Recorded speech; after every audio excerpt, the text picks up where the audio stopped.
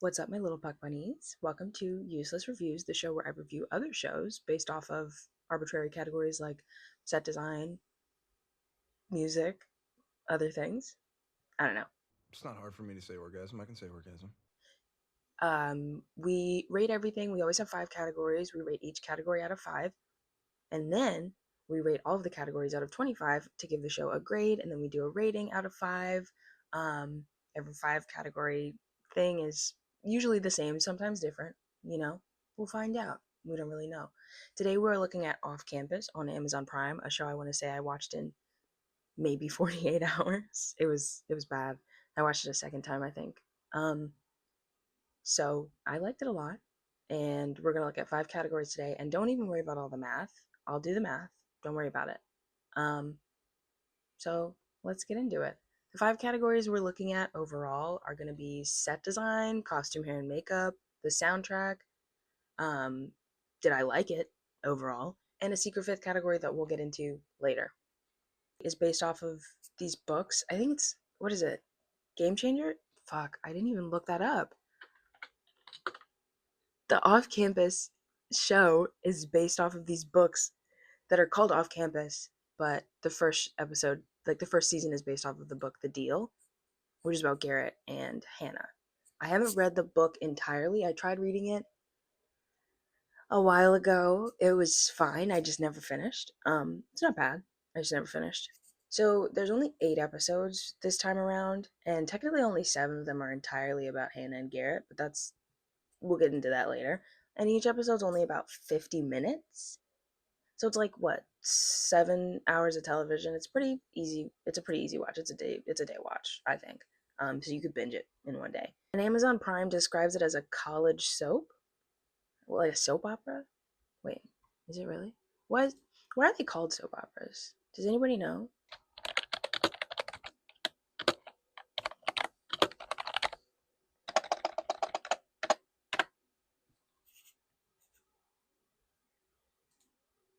Okay. Okay, so it's called a soap opera because they would what, play it on the radio, and it was sponsored by soap companies. Okay. That's a lot more simple than I thought it would be. I thought it was going to be something really fun. It's like from the 50s, the only people at home watching it were the housewives. I get, oh, all right, I guess that makes sense. Um, anyways, it's a soap. It's a college soap about a bunch of kids who fall in love and do other things. Got 8 episodes. Let's get into it. The first thing we see is Hannah at work at the rink, and she's dancing around with these big $500 Apple over ear AirPods on, and she can't hear anything. And Garrett's getting off the ice, and he gets into the shower, and Hannah walks in on him naked in the shower, and this man turns around, and his tree trunk is out, and he stares at her, and he's like, "Looking for someone? Why is that the first thing you say?" Anyways, Hannah's so amazed by his Italian sausage that she, I don't know, falls over. It's embarrassing. I hated it. And the scene isn't even in the books. They put that in, I don't know, to make us look at Garrett, I guess. Um, but it's fine. It's, I don't know. I think it's funny. Anyways, after that, we immediately just skip into where the book starts, which is in their philosophy class. And Hannah's the only one who's gotten an A on their last assignment. Basically, Garrett sees that she's the only one who got an A and is like, she can tutor me, and asks her to tutor him. He can't even get her fucking name right. It's terrible. He calls her Mona. Her name's Hannah. She's pissed off, which, without the context of the first scene, makes sense because some random guy comes up to you and is like, can you tutor me, Mona? And your name's Hannah. But his you've seen his CBT, and you're talking about some I don't want to talk to you, jock boy. You can't act like you haven't seen each other before. I think that's crazy. But whatever. So she doesn't agree to tutor him, and he's pissed off. And she, like, I guess, flees to her orchestra class. And the orchestra class is just them performing all together on a stage in an empty auditorium. Is that what orchestral, like classic music orchestra kids do in college? Is that what you guys are doing? I was a psychology major, and then I switched to interior design. And so we all like sat in a big room on uncomfortable stools and talked about furniture. What are you guys doing? Are you guys sitting in a big auditorium? And she plays like the clarinet or something fucking crazy like that. And mind you, we never see that clarinet again. You're in school for playing the clarinet. She's like second chair. And we never see her play the clarinet again. She only plays the guitar for the rest of the show, actually. She gets to class and her professor's like, Hannah, stay back from me, big guy. And she finds out that they've just completely eliminated her scholarship mid-semester, and she's like screwed for next semester to pay for college. And she freaks the fuck out. And her professor's like, you can switch concentrations, which is crazy. What do you mean? And she's like, I don't want to switch concentrations. I want to play the clarinet so fucking bad. We never see her play the clarinet again. She wants to play the clarinet so fucking bad she won't switch concentrations. But whatever. So she refuses to switch concentrations, and she's like, I'll just enroll in the pop showcase and I'll write a pop song in 2 months. And it'll be great. And her professor's like, sure, dog. Anyways, this inciting incident also fucks with me because later on in the show, we see her family home and they live in this beautiful 3-story, like colonial revival, like $5 million house. I think they're fine financially. And like, I get it. She's like, oh, they paid for the lawyers and the therapists and stuff. They don't have any more money. I don't think that's true. Anyways, and then after this like awful scene where she finds out she's not going to be able to afford college next semester, we meet all the guys. I don't really care. The first scene is just them being like, oh, we all live together in this house that's off campus, you know? And so it's like, I don't know. The only key thing that happens is Dean is fresh out the shower and he's oiled up. That's about it. And then Hannah's late for work, so she runs to Malone's, which they are in every single episode. They're in Malone's. It's her job. It's like a cafe bar restaurant, tavern. They sell pie and beer. I don't think pie and beer should be in the same kitchen, but that's just me. So Justin is there, and he looks like a less evil Maddie Healy from the 1975. They have the same hair and everything. It's awful. And Hannah embarrasses herself in front of him, and Garrett watches the whole thing and is like, You should tutor me." Fuck you. We're like, dude, what's wrong with you? She's clearly embarrassed herself and is like not feeling good and has to go back to the kitchen to lick her wounds, but instead this big fucking jock is like, I'm so fucking stupid. Can you fix it? After that, Hannah says no again, and I don't really remember what happens at the rest of the time in Malone's, but like that's it. I feel like if you get told no twice, you don't push a third time, but whatever. Uh and then we get to see the guys play a little bit of hockey. I don't really care. I guess they win. I don't know. Anyways, there's like a there's like a block party, I think it's a Briar U block party, and Remy Wolf is there and performs 4 songs that are really fucking good. Um, but Hannah doesn't want to go 'cause she's all embarrassed. She embarrassed herself in front of Justin, and this jock is following her around, begging her to tutor him. And she's not feeling good because she's never scholarship. And I get it, girl. So she's at home watching Dirty Dancing, which I think is a getting dumped movie. You can't watch that when your scholarship gets eliminated. It's a getting dumped movie. But that's whatever, whatever, whatever. She's watching Dirty Dancing. Very good movie. Very important. Um, and Allie, her roommate, best friend, the love of my life, gorgeous girl. She's so stunning. Um, Allie shows up and is like, hey, you should come to this party. And Hannah's like, no. And then Allie's boyfriend, discount Josh Groban, is in tow. And he's like, you should come, Hannah. It's going to be so fun, Hannah. You should come. And Allie and what is his name? I don't really care. Discount Josh Groban and Allie are like, Jason's going to be there. You should come. His name's not Jason. What is it? I don't know. Anyways, they're like, Jason's gonna be there. You should come. So Hannah agrees, and she shows up wearing the white girl uniform, which is a white t-shirt with jeans. And her friends are like, look, look, Jesse's over there. You should talk to him. You should talk to him. She's like, fine, I'll do it. She walks up to him. Someone immediately spills what I can only describe as the largest and wettest beer I've ever seen on her. And Garrett's like, oh, that's so embarrassing. You should have worn your jacket. Covers her up with his jacket and is like, babe, and lies and says they're dating. And Justin, I guess, watches and is like, I gotta fuck her now. I I don't understand how this works. I don't understand the appeal. Is this a guy thing? But I guess it works, and Hannah's like, fine, I'll tutor you, you big stupid jock. And it's fucking crazy. Then, once again, we're at Malone's, and after agreeing to tutor this big dumb jock, Garrett is like, let's set up the plan for our fake relationship. You gotta look really desirable so Jesse will wanna fuck you. What is his name? I don't know. Anyways, their first big move is to convince Logan, Garrett's teammate, Logan's little sibling, who's nosy as fuck and runs this like Gossip Girl style Instagram page focused on their brother's friends. I don't know. It's really weird, and it's not in the books either. They have to convince Jules, Logan's little sibling. And then Hannah's like, I fucking guess. So she comes to Garrett's house, the off campus house, which I love. It's this adorable craftsman style. I looked it up. It's fucking huge. It's like 4 stories and it's an 8 bed, 2 bath. It's so pretty. It's historical. It's over 100 years old. I want to go to there. The house is so cute.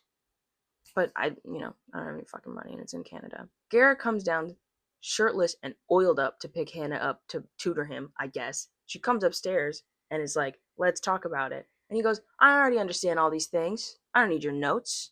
I know everything. I just don't know why. And he's like, how can two things be true? That's the thing he doesn't fucking get, is that two things can be true. Meanwhile, actually, Allie, gorgeous, beautiful Allie, is trying to convince her boyfriend to try new sex positions from a kinky sex calendar. And he's not into it. He's scared. And I think that's stupid. The sex is boring her, basically. And he doesn't want to spice it up. He's like, I could put a pillow under your hips. You liked that last time, right? And she finally caves and is like, I guess we can just do that. Which sucks. That sucks. Girls, stand up. So then the perfect opportunity to prove their fake relationship just like falls into their lap in the form of Dean and Bo's two for birthday party where everyone has to dress up as iconic duos.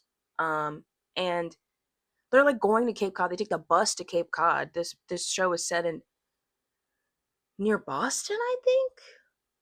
Going to Cape Cod for the weekend to have a birthday party for two grown men. Sounds like a fun time. They announced their birthday party in front of just a crowd of people.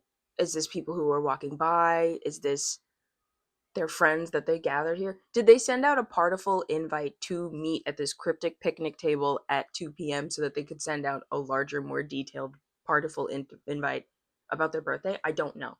I don't understand how this happened. It's very theatrical. I think it's cute, but like, why? How did everyone get there at that time? And then at their next attempt to study together, Hannah is waiting for Garrett to finish practicing or playing a game. I don't remember. I couldn't tell you. She waits for him to finish on the ice. He comes off the ice and goes straight to the workout room. Off the ice into the workout room. You're doing too much now. That's a lot. And she's like, we're supposed to be studying. And he's like, I can multitask. Trying to flirt, I guess. How is this studying? You're working out and she's talking at you about philosophy and you're like, oh, I still don't get it. Fuck. I don't understand what's going on there. Anyways, he mentions multitasking or sex somehow and it gets Hannah flustered and he starts making fun of her for being flustered. And she, to prove that she's not too flustered, kisses the next man she sees, which happens to be Logan. Again, what's going on with the like teen romance thought processes? Why would you just kiss a man to prove that you don't get flustered easily? I don't get it. So when they get to the twofer party, which is now somehow a celebration for playing hockey good, I don't know. I don't know the game schedule with this show. I don't get it. But they're in costume, and Hannah's giving breasted boobily in her bunny outfit. She looks very good. I like it at that. And Garrett is Ratigan, the world's greatest rat, I suppose. Um, which is fine. They're supposed to be a dynamic duo. I know they're a magician and a bunny, but he's not even wearing a fucking hat. It's stupid. Garrett and Hannah are trying to parade their relationship. He asks her if she wants to drink. She says she doesn't drink at parties, which is very important for later. And he goes to search for a non alcoholic drink for her and ends up talking to Logan. And Logan is like, closed cans are safer. Which, again, is technically foreshadowing, but also proves that even Logan, like Garrett and Logan, are both really sweet and like perceptive, and I think that's good because in the books, not as much, but you know. And then Allie arrives wearing the dress. She looks so good. She's J-Lo, and her boyfriend, Sweeney Todd, is another man. I don't know. Anyways, he immediately leaves after being there for 3 seconds to go get something from the car, and we never see or hear from him for the rest of the episode. It's fucking crazy. But Allie is like, I guess I'll just have fun by myself, goes into the party, and Dean, resident man whore, sees her in the outfit. She looks very good. I'm not faulting him for this. And he plays a J-Lo song for her to dance to. And he pulls up on her and he's like, let's dance together. And she denies him because he tries to kiss her or something. I don't know. I don't know why you'd kiss somebody on the whatever. She denies him, leaves, and that's the beginning of their story, which we won't talk about right now. But then Garrett pulls Hannah away from the party to go upstairs to leave them wanting more because Justin just finally showed up. And why does Garrett know how to have a fake relationship to entice another man? Why does he know all of this stuff? I don't know. But basically, they leave the party to go upstairs to their shared bedroom. Wink wonk. And the crazy part is this kind of works because Hannah's finally making moves with Jasper or whatever his name is. They have a songwriting session scheduled because I guess she finally talks to him. And it's scheduled for the same time her and Garrett's study session is scheduled. So she has to call and cancel on him. And we see his side of the call and he's a little upset. Do I detect a hint of jealousy? Which could mean nothing. She basically cancels on him and is like, we'll do it another time, don't worry about it. Which they still haven't actually studied. The first time they studied, he keeps getting sex from random puck bunnies. The second time they studied, she kisses Logan and leaves. Like, there's so much bullshit. You're not even studying. And then the first of many mentions of Liquid IV begins. They sent him a big fucking 30-pound box of like 400 Liquid IV packets and a promotional packet because they want him to sign to them so bad. It's crazy. Liquid IV is throughout the rest of the show. They even have commercials. Mind you, they've been advertising Liquid IV with an off campus commercial that shows explicit scenes, and the flavor is called Popped Cherry? What's going on? What are we doing? In Alleyville, we're witnessing the last 20 minutes of a relationship that expired, I want to say, 6 years ago. Allie got signed by an agent, which is amazing for her because one, she's still in college, and two, she's still in college too. That's all she's ever wanted. And Richard from Crazy Stupid Love is like, I thought you were gonna grow out of wanting to do theater. That's her major. That's all she's done the entire time you've known her in college the past 3 years. What do you mean she's gonna grow out of it? It's all she talks about too. She got an agent. You can't pretend to be excited for your girlfriend of several years. What's going on? You don't want to have kinky sex. You don't want to support her. You want to move to Vermont to work for your dad's insurance agency? Mind you, he describes this plan for him to move to Vermont with her and work for his dad's agency, doesn't describe what her career plans would be at all. He's not even thinking about what she'll do during the day while he's at the insurance place. That's fucking crazy to me because in this day and age, you don't think that the woman you love is going to want a job. You think she's going to be your secretary at the insurance agency? That's fucking crazy. Can't stand him. I, anyways, back to the main plot. Hannah finally comes over to actually study with Garrett, and the guys try to like teasingly warn her. She goes upstairs. Garrett is fucking a random girl to Cherry Pie, which is not a sex song. And Hannah's obviously furious and storms out, but this is when we find out Garrett is a munch. So a win is a win, I think. And then after this, the next day is oral presentations, which is what they've been studying for the entire time. And by studying, I mean arguing with each other. And Garrett gives his presentation on whatever philosopher he chose and gets a B plus. He's bullshitting, gets a B plus. He didn't study at all. He didn't need Hannah. He just needed to fucking like, I don't know, whatever. The whole plot, like. Then after their oral exams, they go to Malone's yet again. Everyone's always at Malone's, and I never see anyone doing their job. They go to Malone's for karaoke. Everyone gets really fucking drunk. Allie performs a song from a Broadway musical theater major girl who loves theater. She can't even sing. She loves this musical. She's singing. It's the first thing she chose, but you thought she would grow out of it. That's so stupid. And then Hannah sings Cherry Pie in what I can only assume is supposed to be a cute moment between the two, but that would have pissed me the fuck off.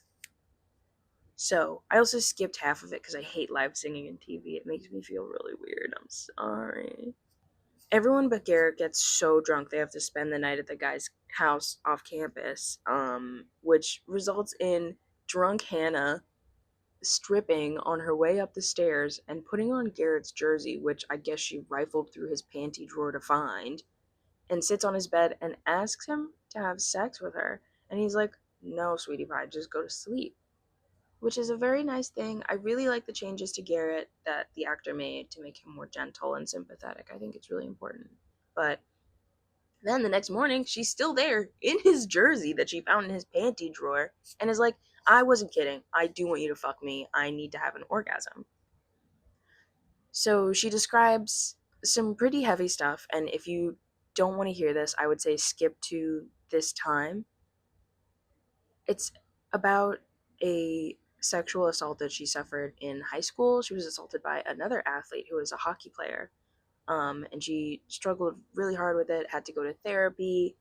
Her parents had to pay all these bills for lawyers and other things. And it's a really awful reality for about 1 in 5 women before the age of 18, which is a really high number.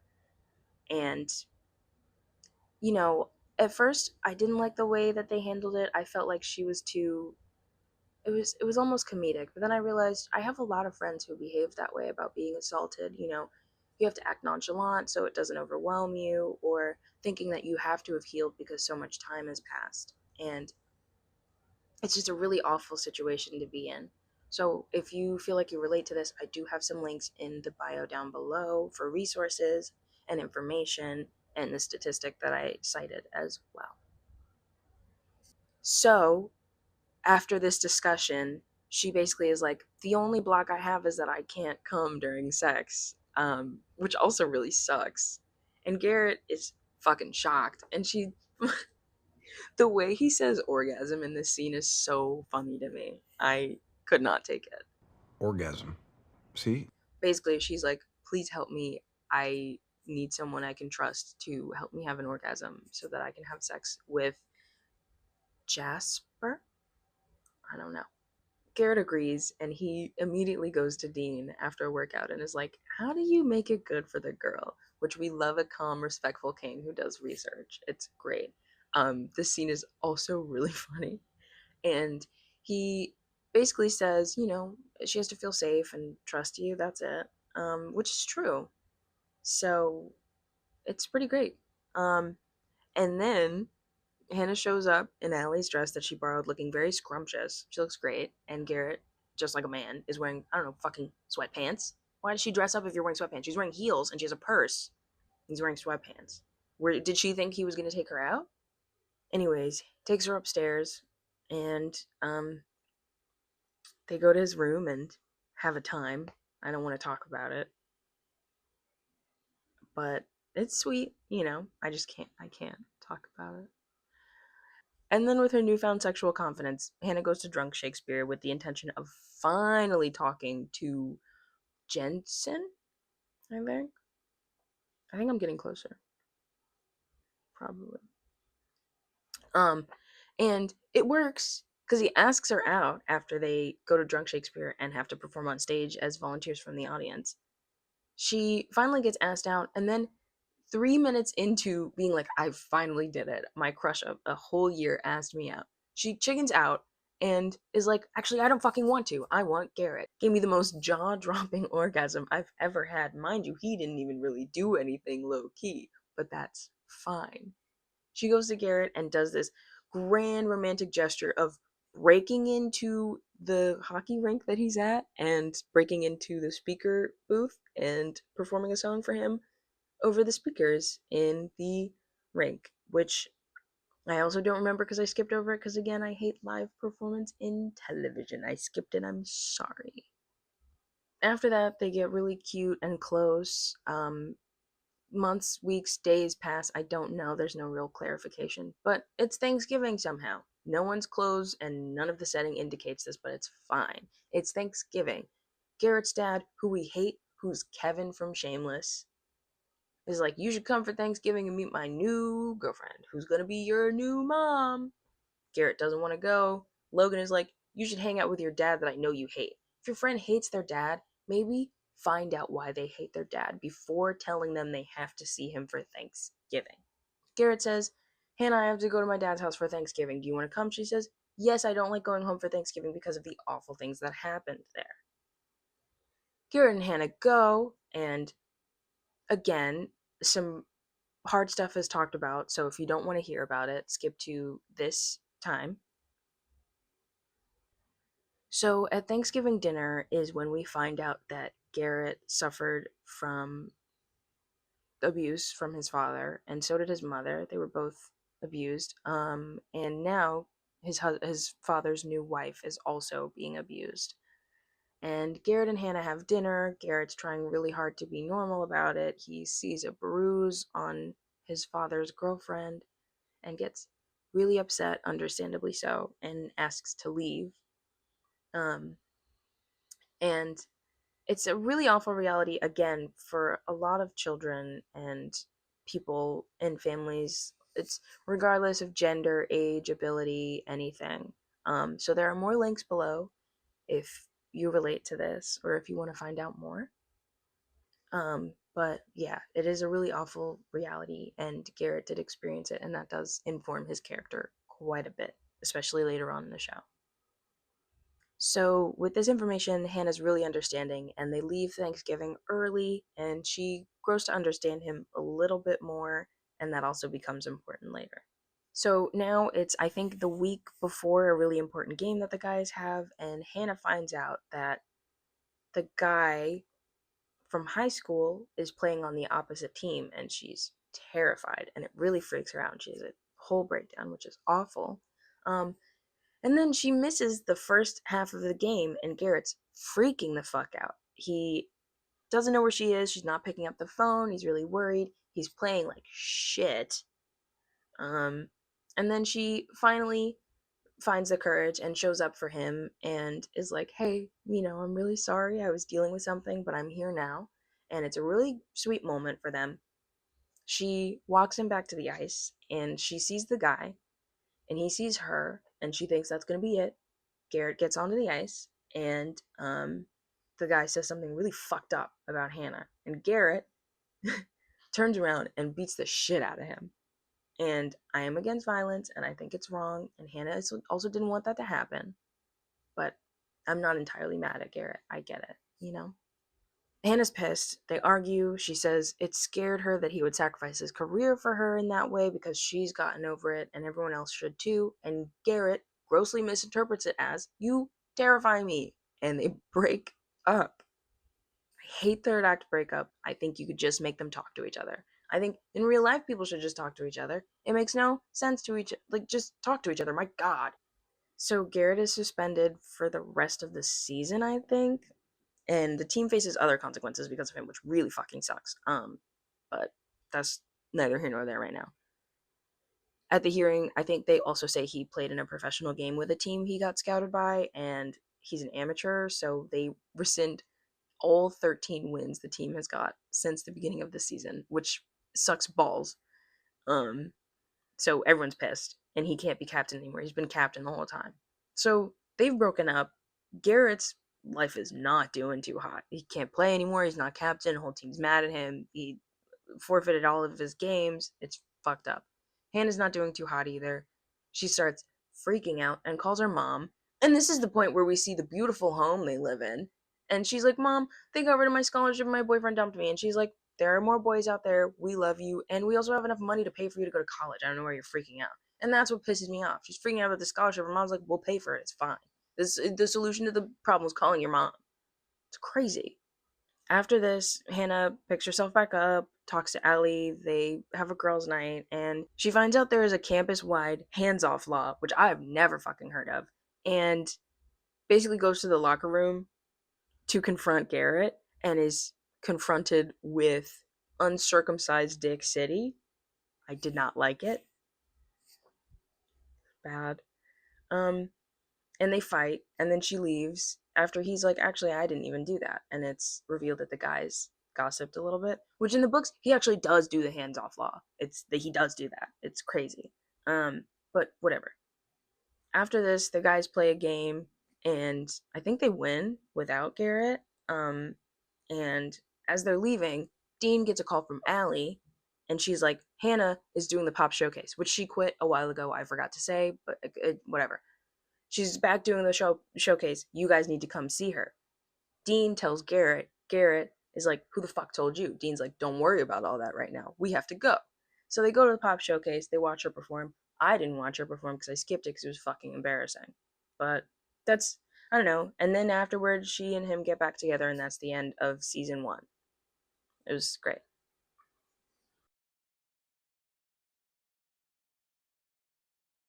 First category is going to be set design. Honestly, I think it's pretty believable. It was filmed on the campus of, what campus is that? University of British Columbia in Vancouver, which is honestly a gorgeous campus. Look at these assorted photographs. It's pretty believable. I like the design of the buildings overall. They used an actual campus, so I think that's pretty faithful to what they were trying to do, which gets points from me. And then the dorms were, I honestly wasn't looking that hard. From what I could see, they were a little too nice for what I would say. But I mean, I don't know. I never actually lived in a dorm, so I'm not too sure what they really look like. If there's a bed, it's fine. I'm not really looking. The off campus house is also really cute. It's this like 1900s craftsman style home in Vancouver. It's on the campus. I think they filmed almost everything on the campus actually, other than like a few sets. But it's pretty cute. I think it's really nice. Craftsman style is one of my favorite styles of architecture and interior architecture. So I really like the house, and I think it's really cute. And also Malone's. I know it was supposed to be 2 jobs. She was supposed to work at a cafe and a bar, I think. Malone's is pretty cute. I like that it's sort of like a bar, restaurant, tavern kind of thing, where they do just everything. I will say, what the fuck are the hours for Malone's? Because she, first of all, keeps volunteering her job for hosting things. Everything's at Malone's all the time. Everyone's at Malone's all the time. That's the only place they go. And also, like, they serve pie and stuff, but they have beer, and I don't think pie and beer should be in the same kitchen. But that's just me. Overall, for set design, it's going to be a 5 out of 5. It's very believable. I like the designs. I want to go to there. Costume, hair, and makeup, next category. Honestly, I think everyone looks very normal. Hannah's wearing very normal clothes. She's wearing jeans and a tank top like 90% of the time, which is fine. I'm not judging. It's just very simple. A little bit of adornment would have been nice. But she looks good. Jules looks really cool. They have a very queer bleach blonde Sky Ferreira look going on. Is that how you say her name? Sky Ferreira? I don't know why I asked. I've listened to her music for 10 years. I should know. But I do like the bleach blonde, dark eyeliner, big baggy silhouette thing they have going on. It looks really good. I think it is, unfortunately, just like the ideal they them in media. It's like bleach blonde, big saggy clothes, but it works. I think it works. And then of course the bright shining star of this category is Allie. All of her outfits look very good. There's a straight girl who knows how to dress, and I mean the dress. She looks really good. Everything is interesting. There's lots of patterns and trendy things going on.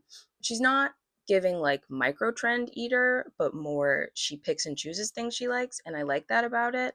Um, Not everyone has to be a fashionista in a show. I think it's important that Hannah dresses really normal, but that's a part of my like essay that I did 10 years ago about main characters having to be boring. We'll talk about that another time.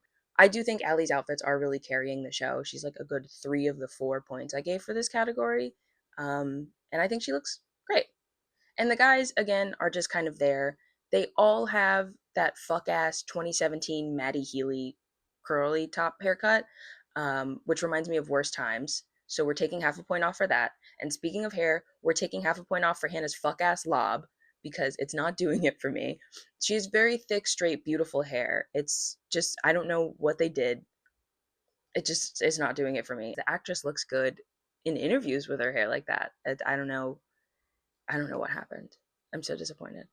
Uh, 4 out of 5 for this category. Sorry.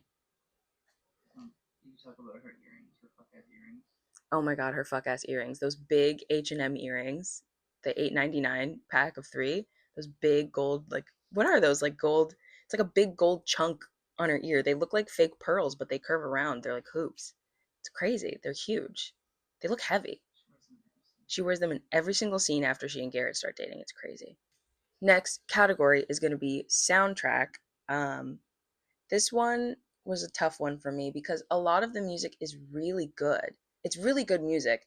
They have amazing artists, like some songs that I already knew. There's Remy Wolf performs like 4 songs at the end of the first episode, or maybe the second episode. I don't remember. But Remy Wolf performs 4 songs, and one of them has been on repeat since I finished the show. It's really good.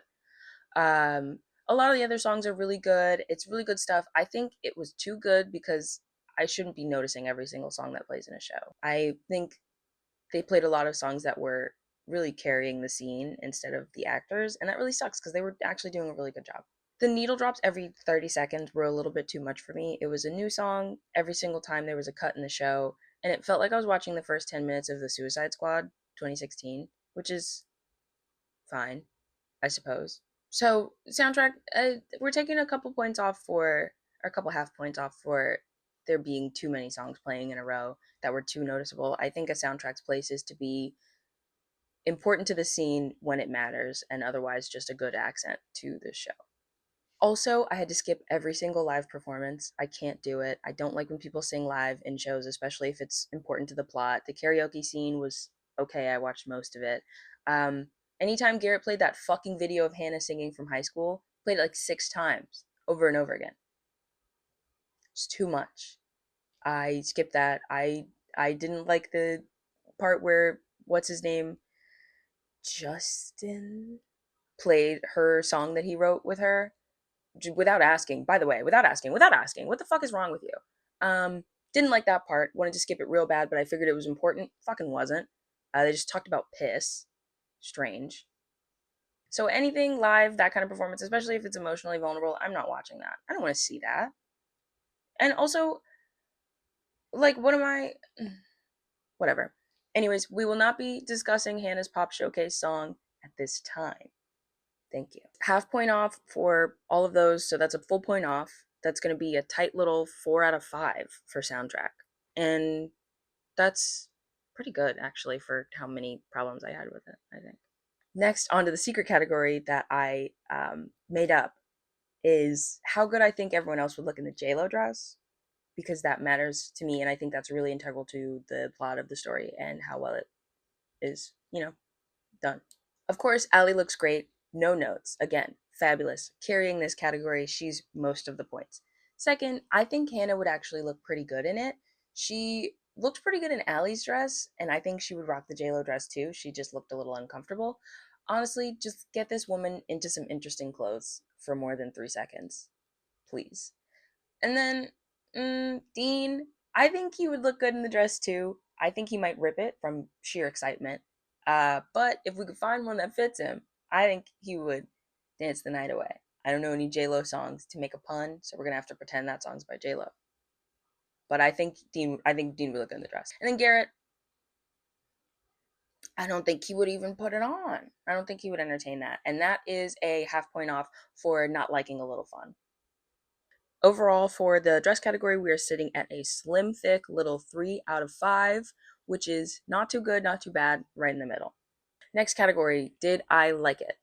Did I like the show that I watched on Amazon Prime in 48 hours and then watched again? Yes, I did. I thought it was pretty good. I thought it was really cute. It was a little awkward and cringe, but that's kind of the Amazon Prime of it all. That it has a certain sheen to it. I don't know what they're doing in the studio there, but everything's a little cringe. It's fine. I thought it was a cute show. I thought overall it was pretty accurate to the age range it portrays, and it was very like accessible to people that age. It's not a high school drama that's a little bit too mature for high school kids to watch, or a college drama that's a little too juvenile for people that age. And it wasn't too mature for a college student to not feel related to it as well, relatable, for it to feel relatable to a college student. What the fuck am I talking about? I thought it was good for the age range it's portraying, and it would make sense for a college kid to be watching that show as well as just any other adult. I also think they handled some of the more sensitive topics pretty well.